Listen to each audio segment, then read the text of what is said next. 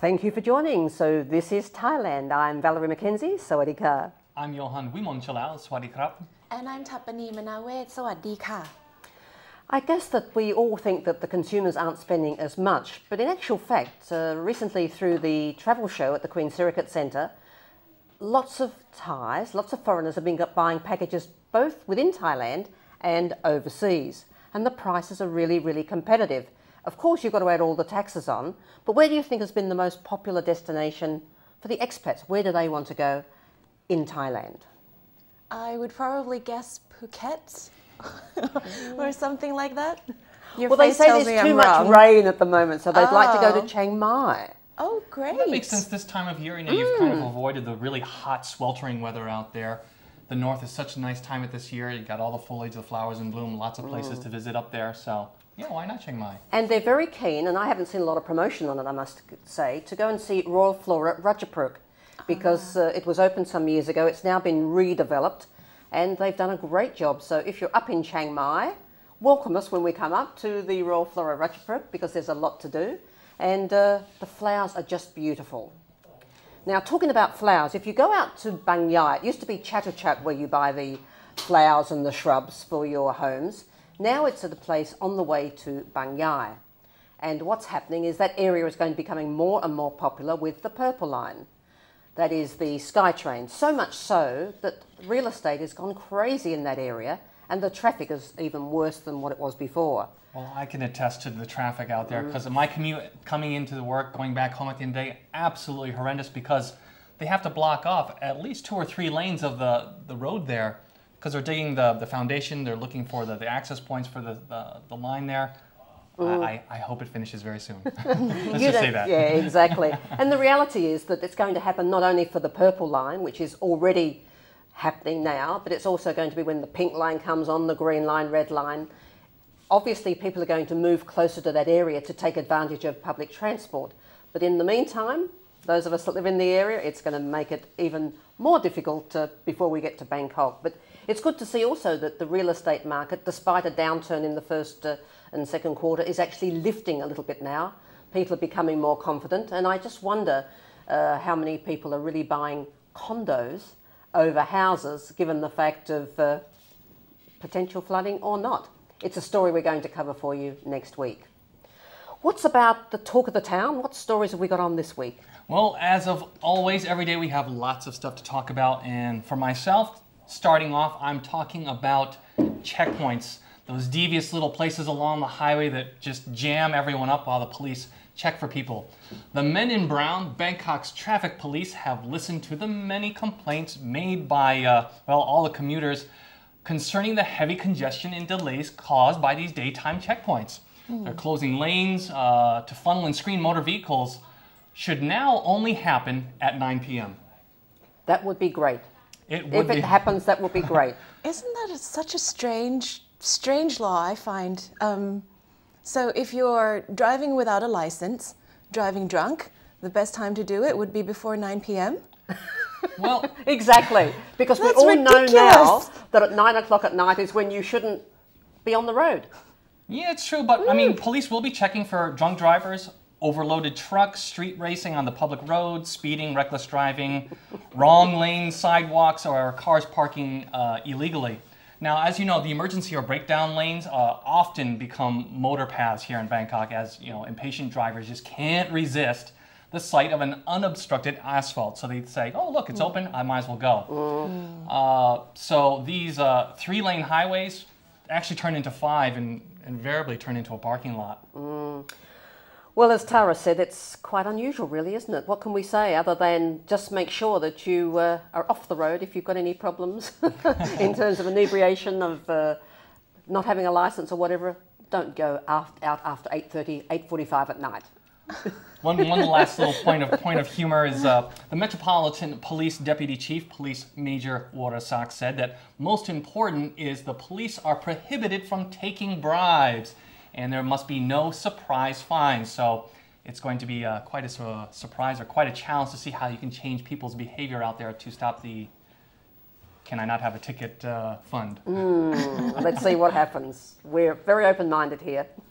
All right, up next is we're going to talk about the eco-taxi plan, which looks like it will be scrapped. The Transport Ministry has now announced that after a preliminary study, it suggests that having taxis that have less than 1,300 cc engines would cause passengers some amount of discomfort when traveling in these taxis, and they have started to realize that the minimum requirement should stay at 1,500, and that smaller taxis will not be coming onto the plan. Well, I've done my research on this topic, and I've gone and said exactly how many cars out there are actually 1,300 cc or less than 1,500. Okay, how many do you think? All right. I'm a girl, and stereotypically, girls wouldn't know a lot about cars. So I'm guessing the eco vehicles, like those ones that run on battery, like the Priuses, or the much smaller ones, Ford Fiestas. Believe it or not, even those cars are still in excess of that 1,300 mark. You know, if you're looking at your Honda Cities, Jazz, Toyota Vios, Yaris, the Nissan March actually is one of the only cars which is below that 1,300 mark. So whether or not that mark there is actually applicable or not. So it but doesn't they're pretty apply small to... cars, aren't yes, they? they are. Yeah, they are. Not an easy ask for a foreigner to get into, let me tell you. But sometimes when you're stuck in traffic, like if you've been stuck in a taxi for about an hour, which happens quite a lot, and you feel really wasteful, like sitting there alone with the driver, and then the other seats are empty. There's an argument for having those smaller cars. Like if you're traveling alone, you could squeeze yourself into one and think you're doing your bit for the environment. It's very important to do whatever we can. We talked yesterday about the climate change and how serious that was and the impact that's having here in Thailand. So anything we can do to help the environment is a big move forward, I think. Oh, well, I especially like this one. They said taxis with longer service lives. Also, they were discussing that taxis that are older than 12 years should be able to stay on, and they've agreed to keep it to 9 years and before retiring the older cars. But they said that older taxis are not going to be allowed because it would be unsafe. Now, have you seen the way taxis drive around town? Well, Maybe they should make sure that all the taxis have padded walls and padded ceilings. And exactly, no rust. Johan, what's the next story from you this morning? Coming up on this one, we do know that there is flooding every year, and there are lots and lots of ideas out there about what to do about it. So the government, in a move to level the playing field in procuring multi-billion baht government projects, the cabinet removed a key barrier that prevented many of the smaller companies who have actually good ideas from proposing flood prevention or water management plans. Now, companies are no longer required to complete projects with a combined worth of at least 30 billion baht over the past decade. So this means that the smaller companies actually have a chance in the bidding process. That's interesting, because before they were out altogether, and it was always the big companies that had the opportunity to actually bid and bid pretty high. So the fact that the SME companies, and I hope that also means foreign companies too, will be able to go into the bidding process. It should mean that the government also gets better deals as well. Well, they were actually talking about that they thought that the old scheme actually favored the foreign companies who had that history of mega projects already completed.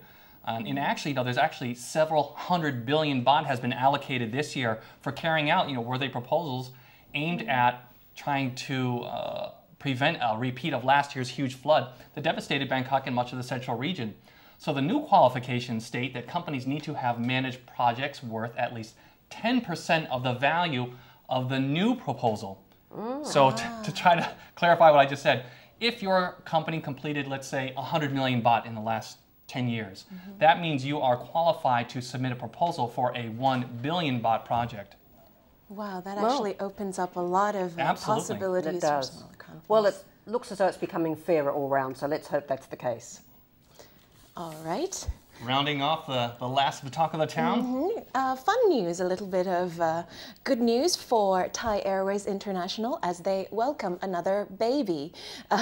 This new baby is called Pilawan, and it is the Boeing 777-300ER aircraft that is going to be joining the fleet and taking off into the skies. Now, the Boeing 777 is equipped with personal monitors and entertainment packages, touchscreens.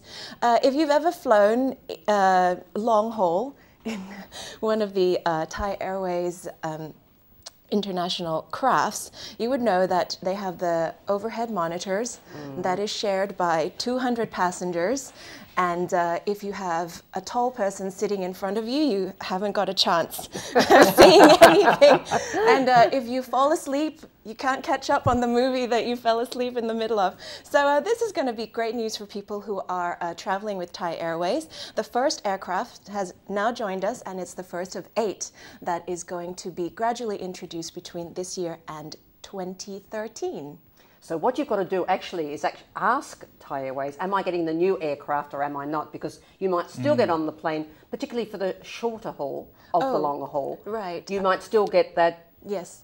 I can help out with that. You can, okay, super. So the new baby is going to be flying between Bangkok and Narita only. Okay. Yeah, I would have thought that it would be going for to the London longer flights. okay. Right. Well, I would expect it with the success of that route, and with more aircraft adding, they should be adding more routes on to the end of that, yes? That is absolutely correct. When the second aircraft arrives, it will be flying Bangkok, Seoul, Los Angeles. That's more like it. Los Angeles. It's more like If it. they can just bring back the Bangkok, New York flight, that would be perfect, because I'm telling you, 24 hours to get back home, that is, oh, that's a killer. Yeah, it is. And you know, I guess that it's all about money, isn't it? But the carriers from the Middle East, of course, have got so many funds. They're able to just pour the money in and make the industry very, very competitive. The issue, of course, for airlines like the national carriers or Thai Airlines, whether it be Qantas or whichever brands, they have to rely on either public funding or their own sourcing. So pretty hard, really, to be competitive in such a market as we see today. But at least, Thai, you're moving forward, and I hope that you'll get many of your passengers back and we won't see too much of a loss in the last quarter. So from us, I think that's the top of the news today. Any other anecdotes that we can pass on? Nothing about the weather, nothing about all those things that we love to talk about? Nah, No. I think we'll save the complaining to another day. We're going to take a short break, and then when we come back, I'm going to be interviewing a lady who looks at energy, looks at alternate lifestyle, a place where you can go if you need help, advice. It's called Omroom. What does it mean? It's really curious. Stay tuned.